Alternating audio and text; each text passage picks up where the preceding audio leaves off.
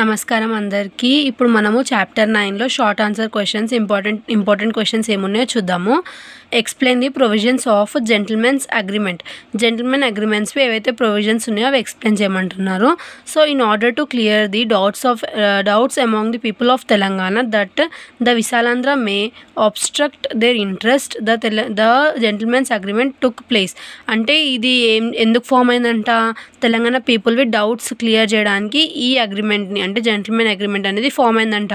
ఎప్పుడు ఫామ్ అయిందంట? 20th February 1956లో form అయిందంట. ఇక్కడ ఢిల్లీలో ఫామ్ అయిందంట. దేని ద్వారా ఫామ్ అయిందంట? వేరే రికమెండేషన్స్. ఏ రికమెండేషన్? ఫజల్ అలీ కమిషన్ అనే రికమెండేషన్ ద్వారా ఫామ్ అయిందంట gentlemen agreement. It was attended by Shri Bezawada Gopala Reddy, the chief minister of Andhra Pradesh. అప్పుడు ఈ జెంటిల్మెన్ అగ్రిమెంట్ ఫామ్ అయినప్పుడు ఆంధ్రప్రదేశ్లో ఎవరు చీఫ్ మినిస్టర్ ఉండే అంట?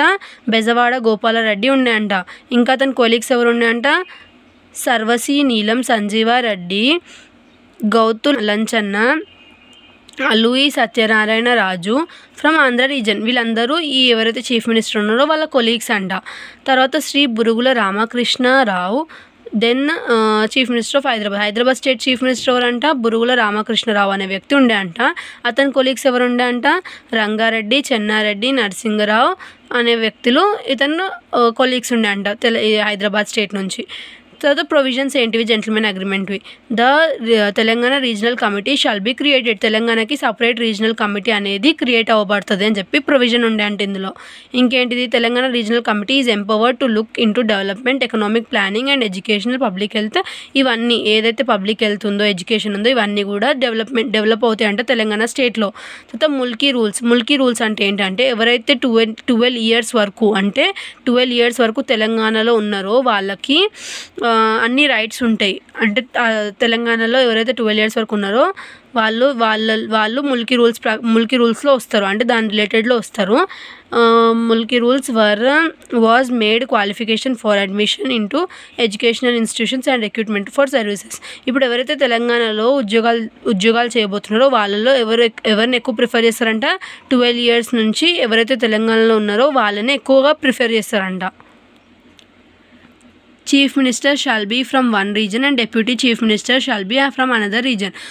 ఒక రీజన్ నుంచి ఒక చీఫ్ మినిస్టర్ ఉన్నారనుకోండి, అంటే ఇప్పుడు ఏపీలో ఒకవేళ ఏపీ పర్సన్ ఎవరైనా సీఎం అయినారు అనుకోండి, టీఎస్ పర్సన్ ఏమవ్వాలి? Deputy chief minister అవ్వాలంట.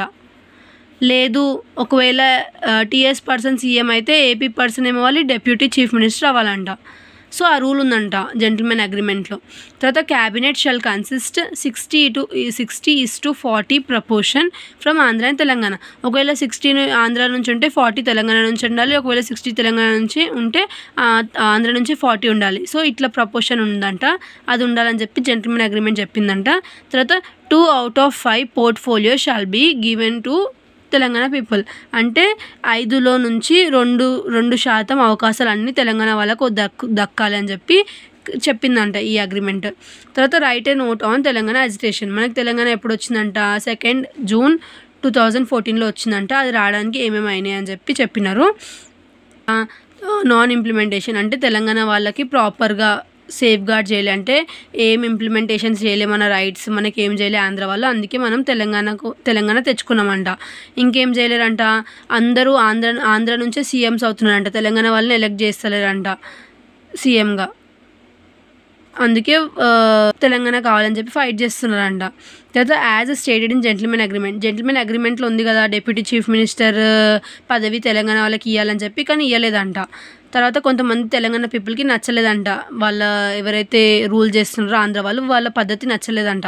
తర్వాత Telangana people were in the imprison that many Andhra were jobs. అంటే జాబ్స్ కూడా చక్కగా ఇవ్వలే అంట తెలంగాణ పీపుల్కి. Telangana people were also in the opinion that Andhra were dominating. Telangana వాళ్ళని ఆంధ్ర వాళ్ళు చాలా డామినేట్ చేసినారంట. రెండు స్టేట్స్ మధ్యలో అసలు ప్రశాంతతనే లేదంట. Support given by the people of other states who settled in Hyderabad and other Telangana states towns for selfish ends. అంటే ఎవరు help చేయలేదంట. So Telangana people వాళ్ళ కోపం వచ్చి వాళ్ళు ఏం చేసినారంటే తెలంగాణ కావాలని చెప్పి ఫైట్ చేసి తెలంగాణ తెచ్చుకున్నారు. చాలా కష్టాలు పడి 60 years ఎఫర్ట్స్ పెడితే అప్పుడు తెలంగాణ వచ్చిందంట. అదే ఇందులో మెన్షన్ చేసి ఉంది, తెలంగాణ అజిటేషన్. ఇది ఒక మనకి ఎస్ఏ ఆన్సర్ కూడా ఉంది. సో నేను నా ప్రీవియస్ వీడియోలో ఎస్ఏ ఆన్సర్లో బ్రీఫ్గా ఎక్స్ప్లెయిన్ చేశాను, అంటే చాలా లెంతీగా ఎక్స్ప్లెయిన్ చేశాను. ఒకవేళ మీకు ఐడియా లేకపోతే వెళ్ళి ఆ వీడియో చెక్ చేయండి. ఇప్పుడు ఇంకొక షార్ట్ ఆన్సర్లో important question, explain the provisions of AP reorganisation act 2014. AP reorganisation act create చేశారని చెప్పాను కదా ఎస్ఏ ఆన్సర్ చెప్పేటప్పుడు. తెలంగాణను సపరేట్గా క్రియేట్ చేసేటప్పుడు ఏపీ రీఆర్గనైజేషన్ యాక్ట్ క్రియేట్ చేశారు. సో ఆ యాక్ట్లో ప్రొవిజన్స్ ఏమున్నాయో చూద్దాము. ఫస్ట్ ఇది ఎప్పుడు ఫామ్ అయింది? 2014లో ఫామ్ అయింది. ఇంకా ఇప్పుడు మనం సైడ్ హెడ్డింగ్స్ చూద్దాము. A state of Andhra Pradesh. State of Andhra Pradesh remained with 13 district. ఆంధ్రప్రదేశ్లో ఎన్ని డిస్ట్రిక్ట్స్ ఉన్నాయంటే 13 డిస్ట్రిక్ట్స్ ఉన్నాయంట. ఎప్పుడు? స్టేట్ డివైడ్ అయినప్పుడు. Hyderabad as the common capital. 2 స్టేట్స్కి అంటే తెలంగాణకి ఇంకా ఆంధ్రప్రదేశ్కి రెండింటికి హైదరాబాద్ అనేది కామన్ క్యాపిటల్ ఉండే అంట. తర్వాత కామన్ గవర్నర్, 2 స్టేట్స్కి కామన్ గవర్నర్ ఉండే అంట. అంటే ఈ ఏదైతే ఏపీ రీఆర్గనైజేషన్ యాక్ట్ ఉందో అది చెప్తుందంట ఇట్లా ఉండాలని చెప్పి. మెంబర్స్ ఆఫ్ లోక్సభ మెంబర్స్ ఎట్లుండే అంట, shall be 17 members from the Telangana state in Lok Sabha and 25 members ఏమో ఆంధ్ర నుంచి. మెంబర్స్ ఆఫ్ రాజ్యసభలో ఎంత మెంబర్స్ ఉండే అంట, 7 మెంబర్స్ ఏమో తెలంగాణ నుంచి, 11 మెంబర్స్ ఏమో ఆంధ్ర నుంచి ఉండాలని ఉందంట. లెజిస్లేటివ్ అసెంబ్లీలో ఏముంటుందంట, the following is the composition of legislative అసెంబ్లీలో ఎంతెంత మెంబర్స్ని పెట్టమన్నారంట, 119 మెంబర్స్ ఏమో తెలంగాణ నుంచి, 175 మెంబర్స్ ఏమో ఆంధ్రప్రదేశ్ నుంచి పెట్టమన్నారంట లెజిస్లేటివ్ అసెంబ్లీలో. తర్వాత లెజిస్లేటివ్ కౌన్సిల్లో 40 మెంబర్స్నేమో తెలంగాణ నుంచి, 50 మెంబర్స్నేమో ఆంధ్రప్రదేశ్ నుంచి appoint చేయమన్నారంట.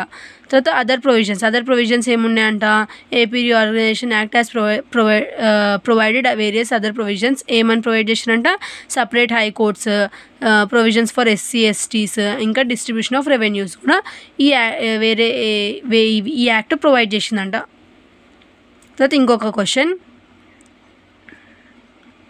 Write a note on significance of June 2, 2014. మనకు June 2, 2014 ఎందుకు స్పెషల్ తెలంగాణ పీపుల్కి, ఎందుకంటే ఆ రోజు తెలంగాణ ఫామ్ అయింది కాబట్టి. సో ఇక్కడ ఏమి ఇచ్చారు, మీరు ఇది ఓన్గా కూడా రాయొచ్చు. June 2 ఎందుకు ఇంపార్టెంట్ అంటే, June 2 రోజు మనకి తెలంగాణ ఫామ్ అయింది. చాలామంది 60 years వరకు స్ట్రగుల్ చేస్తే మనకు తెలంగాణ వచ్చింది. చాలామంది గోల్స్ రీచ్ అవ్వలేకపోయారు, ఆంధ్ర ఇంకా తెలంగాణ మర్జ్ అయి ఉంటే, అందుకే సపరేట్ తెలంగాణ కోసం ఫైట్ చేసినారు. June 2 రోజు మనకు సపరేట్ తెలంగాణ వచ్చింది, అది మనకు మెమరబుల్ డే. దానిలో ఎవరు ఎక్కువ రోల్ ప్లే చేసినారంటే కేసీఆర్, కల్వకుంట్ల చంద్రశేఖర్ రావు సార్ గారు చాలా డైనమిక్ రోల్ ప్లే చేశారు. తర్వాత అందులో ఇంకా ఎవరెవరు ఎఫర్ట్స్ ఉన్నాయంట, సోనియా గాంధీ, ఇంకా ఎవరైతే బీజేపీ పార్టీ లీడర్స్ ఉన్నారో వాళ్ళు కూడా కొంచెం సపోర్ట్ ప్రొవైడ్ చేసిరంట. బట్ చాలామంది పొలిటికల్ పార్టీస్ సపోర్ట్ చేయలేదంటే, ఇగ్నోర్ చేస్తున్నాయంట. అప్పుడు మనం సపోర్ట్ చేయమని అడిగితే, June 2 paved way for the realisation of బంగారు తెలంగాణ. ఆ రోజు మనకి ఏమొచ్చిందంట, బంగారు తెలంగాణ వచ్చిందంట. చాలామంది పీపుల్ది ఆశ నెరవేరిందంట తెలంగాణ రావడం వల్ల. ఇంకా చాలామందికి అవకాశాలు వచ్చినాయంట. మనకి షార్ట్ ఆన్సర్స్ కూడా అయిపోయినాయి చాప్టర్ 9వి. నెక్స్ట్ వీడియోలో మనం వెరీ షార్ట్ ఆన్సర్స్ చూద్దాము. Thanks for watching.